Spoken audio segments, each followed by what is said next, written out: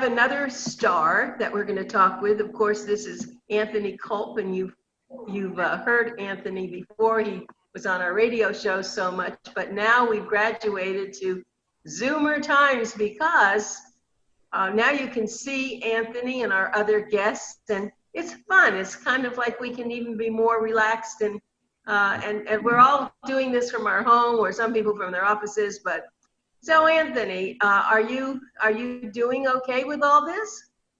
Yeah, personally, I'm taking precautions, and professionally, I work harder. But I'm getting by. I'm doing much better than most. So, Anthony Culp, why don't you make believe you just got into an elevator and someone said to you, "So what do you do?" Why don't you tell that now? It's a 18-story building, so you have that much time till it goes to the first floor. Well, I'm a real estate broker, and I'm a senior real estate specialist. So I mainly deal with senior citizens, but I help all ages. I work with all ages. And you've been doing this a long time compared to some people that come down here and they decide they're retired and they're going to go into real estate, right? 21 years as a licensed realtor, and I've been in housing since I was 14. Well, because you also, something that I think makes you different and special is you come from the construction world. Yeah, it's nice having that background. Sometimes it's a hindrance, but it's nice having that background. Why is it a hindrance, Anthony? Because I become picky of the smallest things, and where a lot of buyers will overlook, maybe the baseboard isn't nice, or the kitchen's not, wasn't as done as well, and I'm picking it apart in my mind. But when I show somebody something and they like it, I'm going to point out the nice features that it has. But you also know it so well, and so somebody can't be taken advantage of.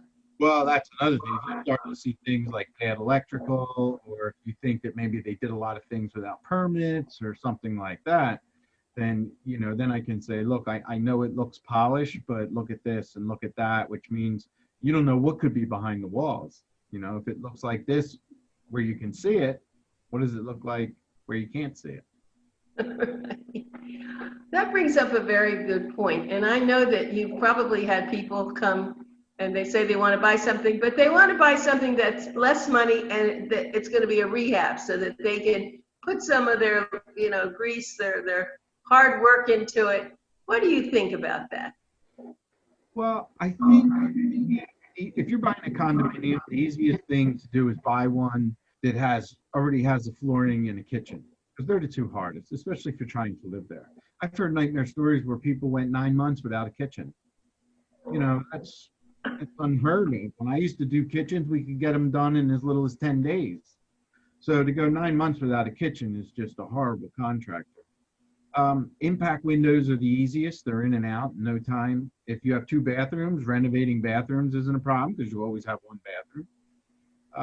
Of course, paint and some trim and ground molding and stuff like that is also no big deal. But the big things, that if you're buying a home to renovate, it's nice to have a kitchen. Now, if you don't have to live there through the renovation of the kitchen or flooring, then that's great. Then take it on. But it's also much cheaper to buy something that's already renovated. It's cheaper to do that? It's cheaper. If you put a kitchen in a house, you're not adding on to the house. You're only replacing what's there. So if you're putting a $20,000 kitchen into a house, you're only getting about 80%, not even 80%. I mean, you're just improving what's there. So it'll help the house sell faster, and it will help the house sell for more, but it's not going to increase the value by $20,000. So if you're, that's a very good point. I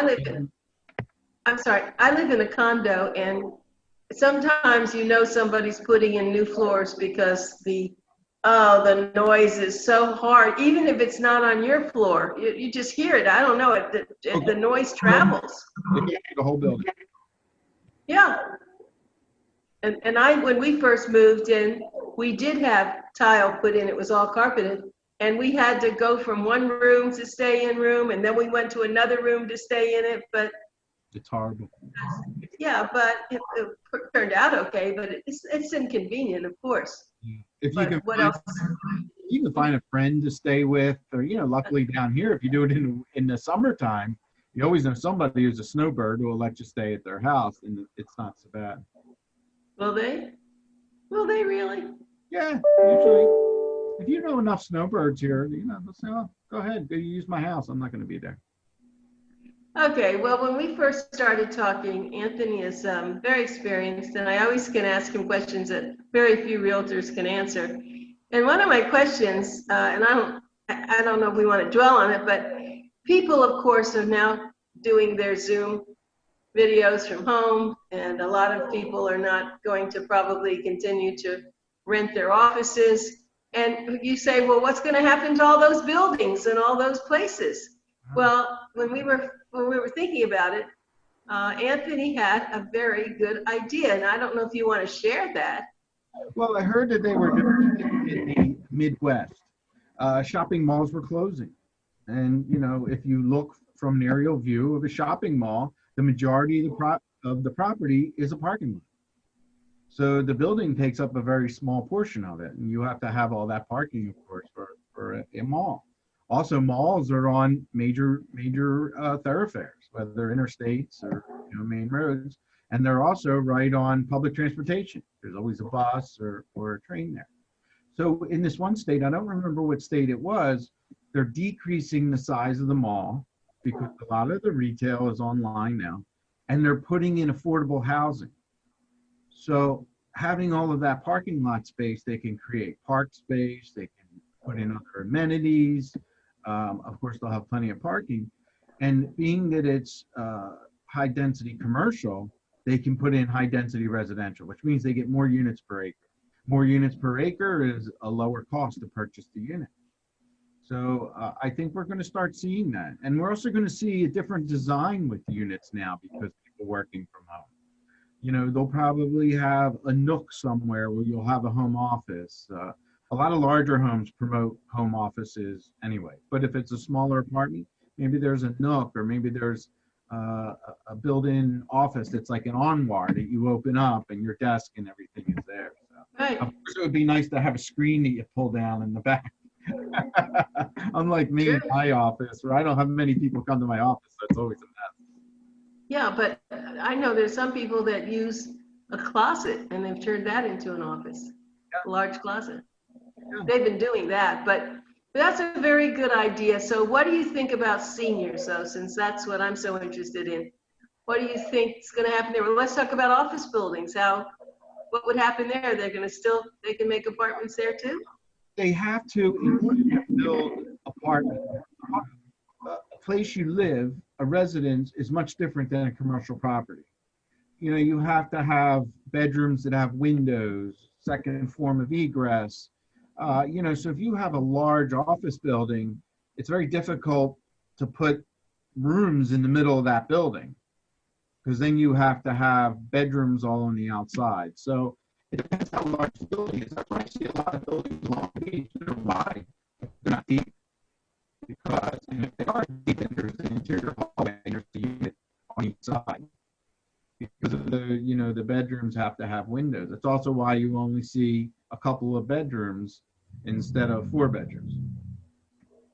I see that. So we don't know, but one thing you said, and I totally agree, Anthony, is we are going to see a lot of different things that we're going to have to get used to because of this pandemic. And actually, some of it is good. I mean, I don't know. Did you always tell me, no, you don't cook, but your husband cooks? Yeah. Yes. Well, I cook, and I don't go out and do that. And and I always, have, but there are a lot of people now that are going to be cooking at home. Well, I think what we're going to see is we're going to see less retail space, but we're going to see more restaurants, more gathering areas, because if you're working from home all day, you want to get out of that house. You want to get out of the house and be around people. When I used to be in construction, I couldn't wait to go out to happy hour or something to be around other people. Now that I'm in real estate and I deal with people all day, I can't wait to go home and be away from people. Yeah, I understand that, but things are different. Even the schools, some of the universities are not even sure they're going to open the way they did before, and they may just continue to do in-home classes. And Well, this is going to pass.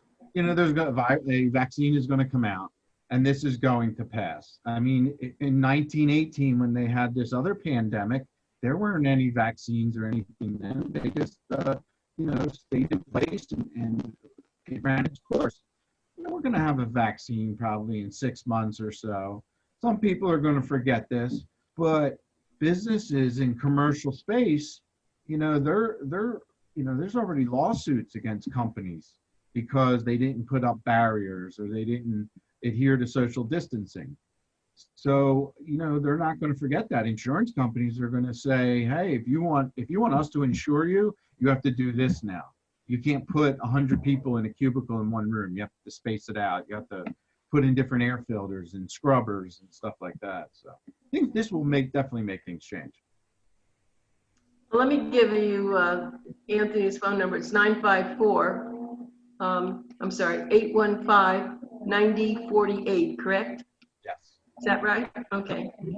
And you want to call him. I know we've been talking in a different light because he just knows so much. I was curious about this, but Anthony, let's go back because I hear now that people are buying and selling. It seems like it's all happening. And how are people doing that if they don't want to be next to someone? How do they get in a house and all that? A lot of condominiums now, you have to wear a mask going into the condominium, into the building. You have to wear a mask. A lot of them have hand sanitizer stations mounted right on the wall at the entrance. So when you go in, you can sanitize your hands. And when you leave, you can sanitize your hands. When you're in somebody's home, you don't touch stuff. You be respectful. Hopefully we show a lot of vacant places or places it's a second home and the people aren't there. So you can be a little bit more comfortable. But we're getting by. We're adhering, and it's becoming the new norm. I never heard the term naked places. Vacant. Did you say naked? Vacant, yes. I usually heard vacant, but naked, that's an interesting thing. Wow, I think we could use that in our, so Dan, our administrator who does our shout outs, could talk about you and said, join Anthony Kulp showing naked spaces. I don't know if we want to do that or not. You'll have a run on something.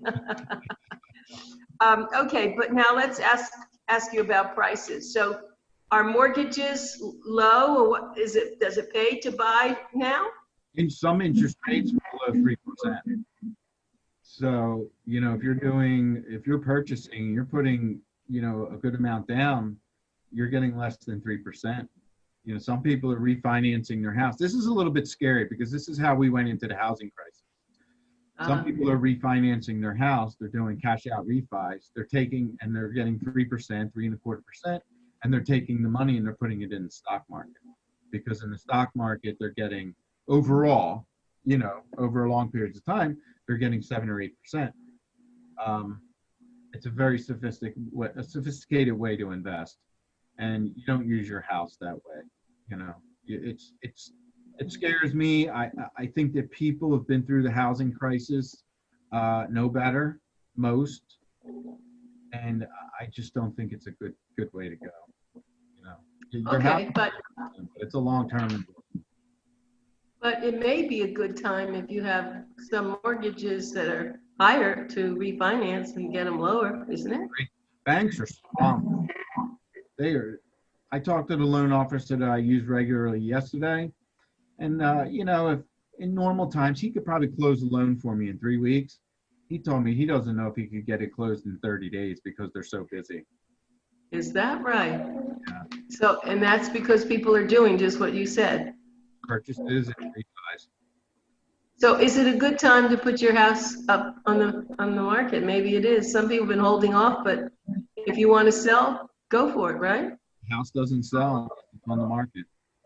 So, and if it's in the article, I mentioned that if your house is renovated and it shows well, then it'll sell and it'll sell for more. But if your house is all original and the other houses that are selling are redone, and you're wondering, why did my neighbor get more than I did? Well, you really have to look at it. Did it have a new kitchen? Did it have redone bathrooms?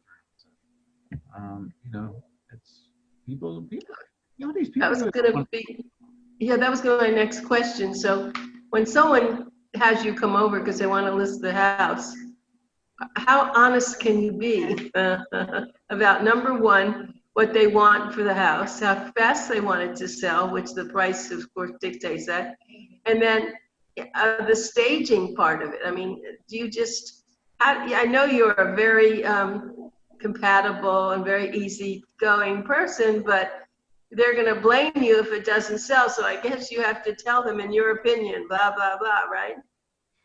Picking on, like telling them they have an ugly baby. It's a no-win situation.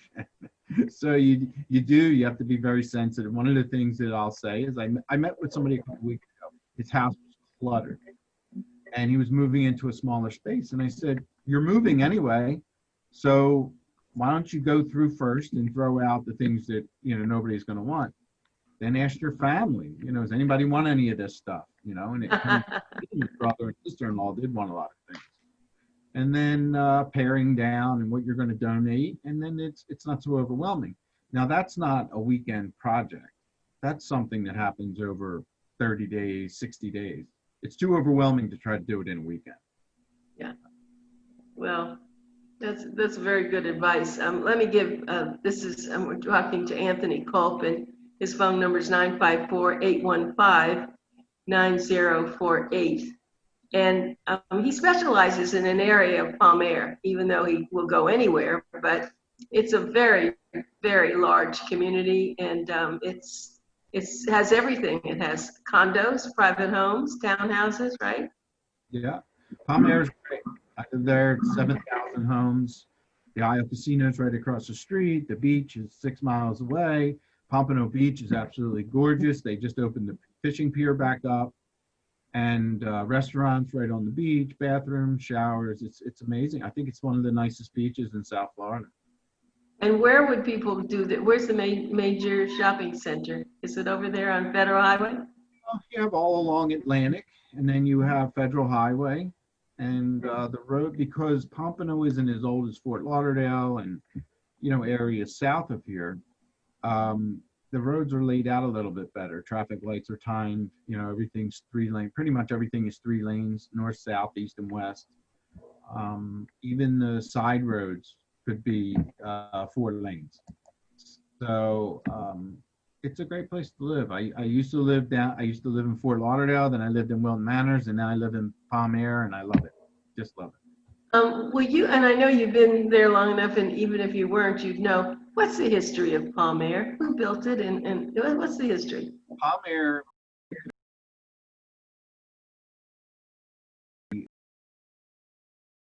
down visiting.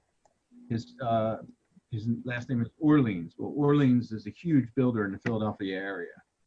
And he went back to Philadelphia, and he said to the bank, "Oh, I want to build all these condos in Pompano." And the bank pretty much said, "Well, what's a Pompano?" And so he explained where it was, and the bank said, "I don't think so." Really? You're not in Fort Lauderdale or Miami. So now you remember, this is the early 60s.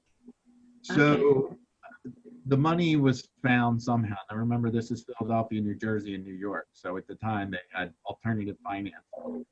Right. Once they started building and people were buying, then banks got involved and said, "Oh, this is a viable product or project. We can make money here." How many acres did he buy?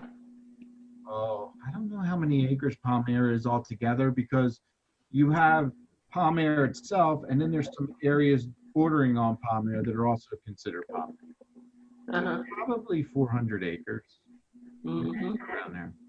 But the golf course was already there. There was originally 5 golf courses, and really, and who owned them? I forget the name of the family that originally built the golf courses. Of course, this used to. So in other words, they built golf courses because people were living in homes, but they wanted a place to play golf. Right.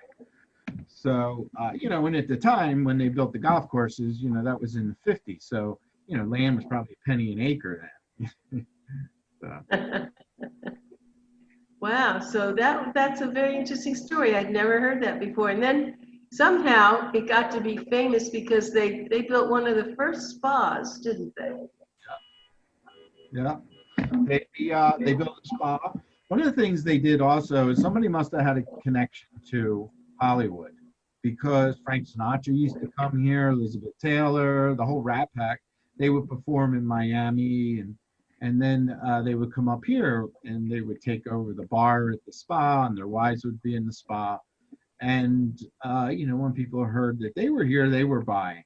And then Canadians, a lot of Canadians were original purchasers, and it just took off. It was very. Oh, so yeah, because actually that's my first knowledge of Palmair. That I knew that Elizabeth Taylor was famous for that spa before I knew anything about it, and so she really did make that important. Well, so I guess they must have had a very ultra upscale spa to be able to handle people like that. I actually met the gentleman who designed the spa itself. He still lives in Palmair. Huh. And he went to the Olympics for fencing and something else. I was at his house and he had all the pictures. It was just great. It was great to learn. See, that's what it takes really for people. You need celebrities to make something really pop, and that's what they did. We found out a few weeks ago that George Harrison and Ringo Starr own houses here. Really? I heard they might have only spent 1 or 2 days here in the entire distance that they owned it, but they owned houses. Ringo Starr slept here, right? Yeah. or got his hair done here. But the other thing about it that I have always liked, we have about 2 minutes left, but I'm just going to, I will give your phone number out again. Anthony Kulp, 954-815-9048. And the one thing I was thinking, though, is you do have a lot of people probably who go in there maybe with what they can afford, and then they bump up, because you do have all these other places, and once they're there and they like it, and they want to be on the golf course, or they want to be on the water, and they have to wait to find one, right?